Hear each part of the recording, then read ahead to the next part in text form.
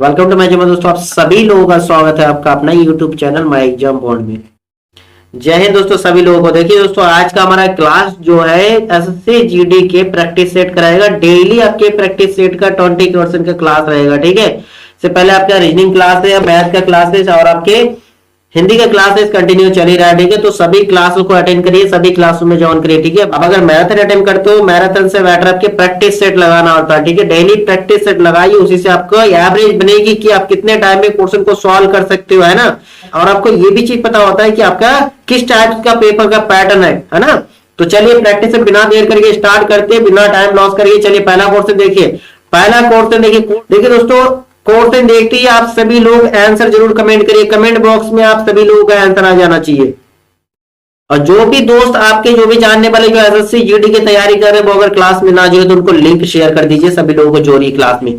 चलिए दोस्तों स्टार्ट करते हैं दोस्तों जय हिंद के साथ। आज हमारा पहला क्वेश्चन जो है 21 नंबर क्वेश्चन देखिए, क्या सा विशेष प्रावधान जो है भारतीय संविधान में ब्रिटिश संविधान से लिया गया है? संसदीय प्रणाली, संघीय प्रणाली, मूल अधिकार या सर्वोच्च न्यायपालिका? बताइए जरा दोस्तों, इसमें से कौन सा आंसर आपका सही होगा जो ब्रिटिश संविधान से हमारे संविधान में इंक्लूड किया गया? बताइए कौन सा प्रावधान होगा इसमें से।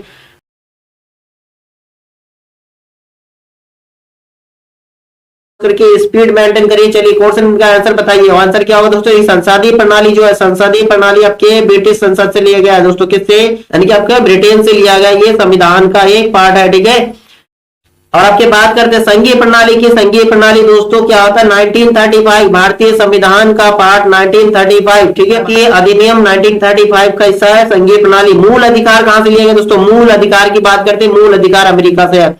मूल अधिकार का प्रावधान जो आपके अमेरिका से लिया गया है। सर्वोच्च न्यायपालिका या सर्वोच्च न्यायालय, उच्च न्यायालय, ये भी आपके अमेरिका से ही लिया गया आपके प्रावधान है। ठीक है ना दोस्तों, एक ही क्वेश्चन का निचोड़ ऐसे करेंगे कि आपके सारे क्वेश्चन क्लियर हो जाना चाहिए। संसद प्रणाली ये आपके ब्रिटिश संविधान से लेंगे तो ब्रिटिश से और कौन कौन सी पॉइंट जो आपके संविधान में इंक्लूड किया? सबसे इंपॉर्टेंट आपका होता है एकल नागरिकता।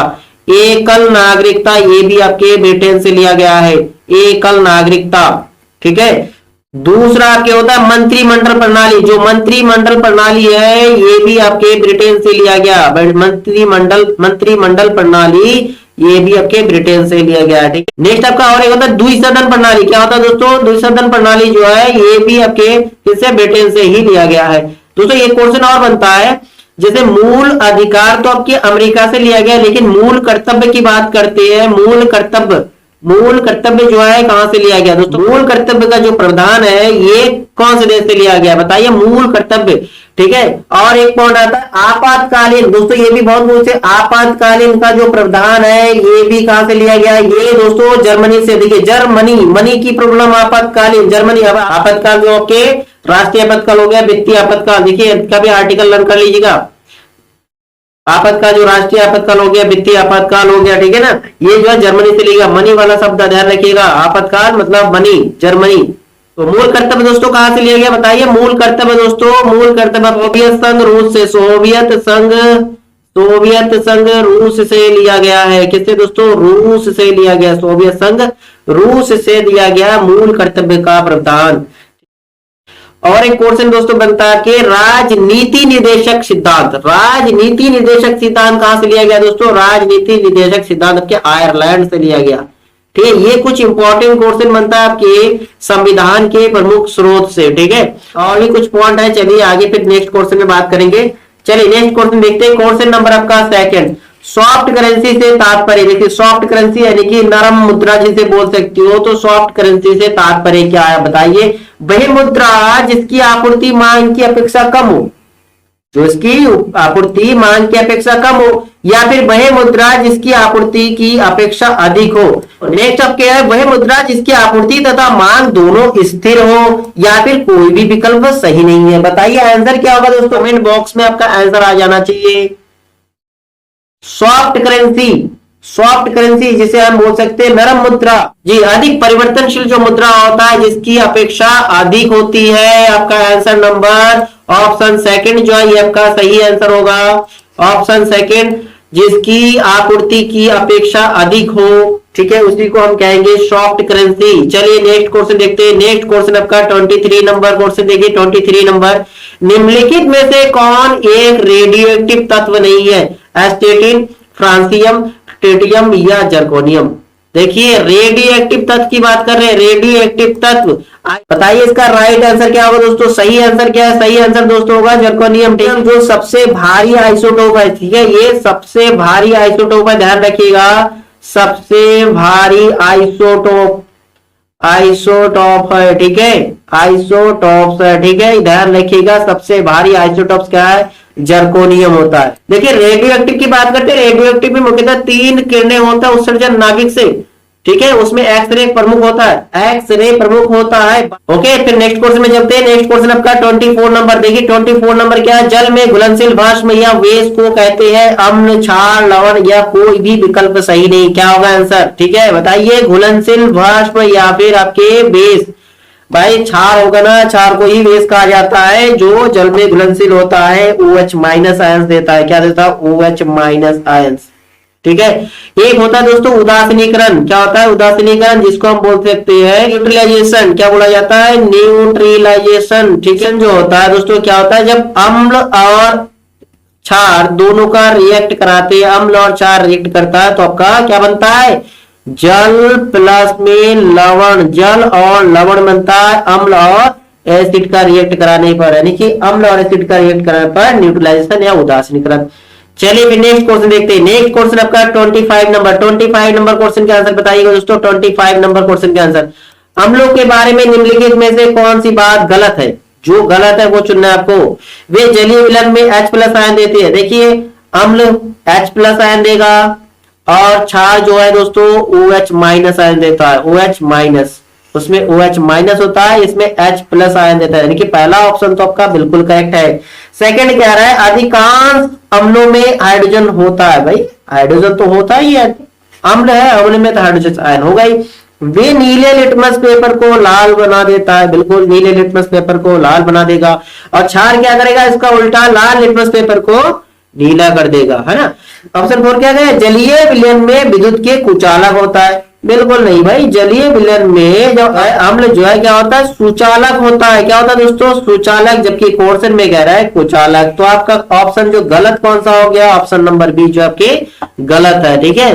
प्रैक्टिकल में आजकल बहुत दिखाई दे रहे हैं, शॉर्ट वीडियो में आप देख सकते हो कि उसमें डालते हैं पानी में या फिर आपके ऐसे डालते हैं, तो जो बल्ब जलाया जाता है उसका वायर डिप करती है तो ज्यादा ग्लो करता है, यानी कि वो सुचालक होता है अम्ल, ठीक है। चलिए नेक्स्ट क्वेश्चन देखते हैं। नेक्स्ट क्वेश्चन आपका थर्ड, नेक्स्ट क्वेश्चन आपका 26 आंसर बताइए, निम्नलिखित में से किसका शराब, दवाइयों और वायुओं में ईंधन के रूप में उपयोग किया जाता है? पहला है propyl alcohol, dimethyl alcohol, ethyl alcohol या मिथाइल अल्कोहल। दोस्तों देखिए, शराब के रूप में उपयोग करते हैं, दवाई के रूप में उपयोग करते हैं, या और वायुयानों के में, और वायुयानों में ईंधन के रूप में उपयोग करते हैं। क्या होता है दोस्तों? Ethyl, ethyl alcohol. क्या होता है? इथाइल अल्कोहल, C2H5, C2H5, ये इथाइल अल्कोहल होता है। ऑक्सीडेंस क्या होता है? तो OH होता है ना, OH होता है ऑक्सीडेंस। तो आपका आंसर क्या होगा? आंसर जो ऑप्शन नंबर 3 जो आपका करेक्ट आंसर हो, जो वायुयानों में ईंधन के रूप में यूज करते हैं। और आपके कुछ पेय ड्रिंक्स ऐसे विस्की हो गया, ब्रांडी हो गया, बियर हो गया, उसमें भी होता है, ठीक है। चलिए नेक्स्ट क्वेश्चन देखते हैं। Question number 27। क्वेश्चन नंबर 27 के आंसर, प्रसिद्ध हवा महल राजस्थान के किस शहर में है? बिल्कुल सिंपल है, आप बताइए। अजमेर, जोधपुर, जयपुर या कोटा, कहां पर है दोस्तों? हवा महल कहां पर है दोस्तों? पहला पॉइंट तो ये क्लियर हो गया, राजस्थान राज्य में है। राजस्थान राज्य के किस शहर में? जयपुर शहर में। कौन से शहर में दोस्तों? जयपुर शहर में। चलिए नेक्स्ट क्वेश्चन देखते हैं। क्वेश्चन नंबर 28, यह कर जो है पूरी तरह से लगाई गई इकाई द्वारा वहन किया जाता है और इसे पारित नहीं किया जा सकता। प्रत्यक्ष कर, अप्रत्यक्ष कर, सीधा कर या अग्रिम कर, ठीक है। ऐसा कर जो है जो किसी को हस्तांतरित या ट्रांसफर नहीं किया जाता है। सिंपल सी है, प्रत्यक्ष कर होता है जिसपे लगाते उन्हीं को देना पड़ेगा ना, किसी दूसरे को ट्रांसफर हम नहीं कर सकते। चलिए नेक्स्ट क्वेश्चन में। नेक्स्ट क्वेश्चन आपका 29 नंबर, आंसर देते रहिए। काजीरंगा राष्ट्रीय उद्यान किस लुप्त प्रिय प्राणी का इकलौता प्राकृतिक वास है? हिम तेंदुआ, एक सिंह का गेंडा, एशियाई सिंह या फिर दलदली हिरन। बताइए आंसर क्या होगा दोस्तों। देखिए क्लास अगर अच्छा लग रहा है तो दोस्तों को शेयर करिए और लाइक करते चलिए जी। चलिए बताइए 29 का आंसर क्या होगा। 29 का दोस्तों आंसर होगा, देखिए काजीरंगा राष्ट्रीय उद्यान। पहले तो बताइए काजीरंगा राष्ट्रीय उद्यान कहाँ है, कौन से राज्य में है कि काजीरंगा राष्ट्रीय उद्यान है, बता सकते हो दोस्तों कौन से राज्य में है दोस्तों? आसाम राज्य में है। कौन से? आसाम राज्य में। आसाम राज्य के अगर जिले की बात करते हैं तो गोलाघाट, गोलाघाट और आपके नागाव, नागाव जिले के बीच में पड़ता है आपके काजीरंगा राष्ट्रीय उद्यान। ठीक है, इसमें जो है किस लुप्त प्रिय प्राणी का एकलौता प्राकृतिक वास है? तो आपका आंसर होगा ऑप्शन नंबर सेकंड, एक सींग वाला गेंडा, एक सींग वाला गेंडा। देखिए काजीरंगा राष्ट्रीय उद्यान पार्क को 1985 में यूनेस्को द्वारा विश्व धरोहर, क्या विश्व धरोहर घोषित किया गया था, विश्व धरोहर स्थल घोषित किया गया था, ध्यान रखिएगा। ठीक है, चलिए नेक्स्ट क्वेश्चन देखते हैं, ध्यान रखिए कि इंपॉर्टेंट पॉइंट है। ठीक है, चलिए नेक्स्ट क्वेश्चन देखते हैं। नेक्स्ट क्वेश्चन आपका 30 नंबर, मैग्नेटाइट डैश एक अयस्क, किसका अयस्क है दोस्तों? बेरिलियम का, क्रोमियम का, आयरन का या लेड का? ठीक है, बताइए। मैग्नेटाइट हो गया, हेमेटाइट हो गया, ये किसका अयस्क होता है दोस्तों? आयरन का होता है। ठीक है, आयरन ऑक्साइड होता है हेमेटाइट, मैग्नेटाइट के Fe3O4 का ऑक्साइड है। ठीक है, Fe3O4 का ये अयस्क है, इसी का एक पार्ट होता है मैग्नेटाइट। चलिए नेक्स्ट क्वेश्चन देखते हैं। नेक्स्ट क्वेश्चन आपका 31 नंबर, नेक्स्ट क्वेश्चन आपका 31 नंबर है। 31 का आंसर क्या होगा? The man who knew infinity film का निर्देशन किसने किया? ठीक है, करंट अफेयर्स का क्वेश्चन है, बताइए इसका आंसर क्या होगा दोस्तों? मैथ्यू ब्राउन ने, क्रिस्टोफर नोलन ने, मार्टिन स्कोर्सेसे या अल्फ्रेड हिचकॉक ने? किसने किया दोस्तों इस फिल्म का निर्देशन? तो the man who knew infinity, दोस्तों इसका आंसर होगा आपका option number A, Matthew brown ने किया था। ठीक है, चलिए नेक्स्ट क्वेश्चन देखते हैं। नेक्स्ट क्वेश्चन आपका 32, आंसर देते रहिए दोस्तों, क्योंकि आपको जीएस का पोर्शन 15 मिनट से पहले खत्म करना है। ठीक है, जीएस का पोर्शन 15 मिनट से पहले खत्म करना, इतना टारगेट लेके चलिए। ठीक है, ठीक है, अब यहाँ क्लास है मैं समझा रहा हूं तो इसमें अगर थोड़ा ज्यादा लगे कोई बात नहीं, लेकिन आप घर बैठे जब प्रैक्टिस करेंगे, लेकिन आप जब सेल्फ प्रैक्टिस करेंगे किसी प्रैक्टिस सेट से, तो उसमें आप 15 मिनट से ज्यादा मत लगाइएगा। ठीक है, ध्यान रखिए, क्योंकि आप टारगेट आप डिसाइड करेंगे तभी आपका गोल सही निशाने पर होगा। निम्नलिखित में से कौन सा एक आंतरिक ग्रह नहीं है? बुध, शनि, शुक्र, पृथ्वी, बताइए। कि आपके ग्रह कितना होता है दोस्तों? 8 होता है ना। पहले के 4 यानी कि सूर्य के जो नजदीक 4 होता है उनको हम आंतरिक ग्रह बोलते हैं, जबकि जो सूर्य से ज्यादा दूर होता है उसको हम एक्सटर्नल प्लैनेट यानी कि बाह्य ग्रह बोलते हैं। देखिए अगर क्रम की बात करें, सबसे पहले क्या होता है? बुध, फिर क्या होता है? शुक्र, फिर पृथ्वी, क्रम ध्यान रखिएगा, पृथ्वी, फिर आपके मंगल। ये 4 आपके शुरू के 4, ये आपके क्या हो गया? आंतरिक, क्या होगा दोस्तों? आंतरिक ग्रह। और इसके आगे के कौन सा है? बृहस्पति हो गया, बृहस्पति हो गया, शनि हो गया, फिर आपके यूरेनस, वरुण, ये आपके कौन सा दोस्तों? ये 4 आपके हो जाएंगे वाह ग्रह, एक्सटर्नल प्लैनेट। ठीक है, वाह ग्रह होता है। तो आप देखिए इसमें आपका आंसर क्या होगा दोस्तों? जो आंतरिक ग्रह नहीं है, आपसे पूछा जो आंतरिक ग्रह नहीं है इसमें से, देखिए बुध तो आंतरिक ग्रह है, शुक्र है, पृथ्वी है, शनि नहीं है, शनि आपके वहां या एक्सटर्नल वाले हैं। ठीक है, तो आपका ऑप्शन नंबर सेकंड जो आपका करेक्ट आंसर हो रहा है। क्लियर है? चलिए नेक्स्ट क्वेश्चन में, चलिए नेक्स्ट क्वेश्चन देखते हैं। नेक्स्ट क्वेश्चन आपका 33, अंतिम मुगल बादशाह कौन था? बिल्कुल आपको पता है, बाबर, नूरजहां, अकबर या बहादुर शाह? बाबर तो प्रथम थे ना, मुगल वंश का संस्थापक बाबर हो गया, और अंतिम कौन है? बहादुर शाह जफर, बहादुर शाह जफर, ऑप्शन नंबर 4 जो आपका करेक्ट आंसर है। चलिए नेक्स्ट क्वेश्चन देखते हैं। नेक्स्ट क्वेश्चन आपका 34, लाल बहादुर शास्त्री का जन्म वर्ष में हुआ था कौन से वर्ष में? 1844, 1864, 1884 या फिर 1904, 1904, बताइए कौन सा आंसर होगा आपका? लाल बहादुर शास्त्री जी का जन्म दोस्तों 1904 में हुआ था। कब हुआ था? 1904, इनका ऑप्शन नंबर 4 जो है आपका करेक्ट आंसर है। ठीक है, अब ध्यान रखिएगा, भारत के जो है सेकंड प्रधानमंत्री थे, दूसरा प्रधानमंत्री थे जवाहरलाल नेहरू के मृत्यु के पश्चात लाल बहादुर शास्त्री जी प्रधानमंत्री बने थे, सेकंड प्रधानमंत्री भारत के। और इसमें एक क्वेश्चन आपका, एक इंपॉर्टेंट क्वेश्चन जानते हैं, जब 1965 में भारत पाकिस्तान का युद्ध हुआ था, किसका दोस्तों? भारत पाकिस्तान का युद्ध हुआ था, तो जो है भारत के प्रधानमंत्री कौन थे? भारत के प्रधानमंत्री लाल बहादुर शास्त्री जी थे। ध्यान रखिए 1965 जो भारत पाकिस्तान का युद्ध हुआ था उस समय प्रधानमंत्री लाल बहादुर शास्त्री जी थे। ठीक है, इंपॉर्टेंट क्वेश्चन बनता है जीडी वालों के लिए, इस तरह के क्वेश्चन बनते हैं। चलिए नेक्स्ट क्वेश्चन देखते हैं। नेक्स्ट क्वेश्चन आपका 35 नंबर क्वेश्चन, 35 नंबर, निम्नलिखित में से कौन सा संगठन विश्व बैंक के रूप में जाना जाता है? IMF, ADB, IBRD या यूनेस्को? आपका इसमें से आंसर क्या होगा दोस्तों? यूनेस्को तो होगा ही नहीं, है ना, इसको तो अलग से संस्था है, इसका आपका बैंक से मनी से रिलेटेड नहीं है, तो आपका आंसर क्या होगा? बैंक आपके IMF होता है, ADB होता है, आपका IVRD, तो आपका आंसर क्या होगा? संगठन विश्व बैंक के रूप में दोस्तों IVRD क्या होता है दोस्तों? IVRD, जिसे अंतरराष्ट्रीय पुनर्निर्माण और विकास बैंक बोल सकते हैं। ओके दोस्तों, चलिए नेक्स्ट क्वेश्चन देखते हैं। नेक्स्ट क्वेश्चन आपका 36 नंबर। देखिए दोस्तों, आंसर कमेंट करते रहिए, आपका आंसर क्या होगा? कमेंट बॉक्स में आपका आंसर आ जाना चाहिए। प्रकाश डैश में सबसे तेज गति से यात्रा करता है। प्रकाश सबसे तेज गति में किसमें यात्रा करता है? ठीक है, यानी कि प्रकाश की गति सबसे हाई किसमें होता है? नाइट्रोजन में, वायु में, इस्पात में या निर्वात में? सिंपल सी दोस्तों, प्रकाश सबसे अधिक गति में निर्वात में यात्रा करता है ना। क्वेश्चन नंबर 36 का आंसर आपका 4 हो गया। चलिए नेक्स्ट क्वेश्चन देखते हैं। नेक्स्ट क्वेश्चन आपका 37 number. Question number 37, question number 37 का आंसर बताइए। बाढ़ को कैसे रोका जा सकता है? स्थल को ढालदार बनाकर, जल आवरण को हटाकर, वनों को काटकर, नदियों पर बांध बनाकर व वृक्षारोपण करके। बिल्कुल ऑप्शन नंबर 4 आपका करेक्ट हो रहा है ना।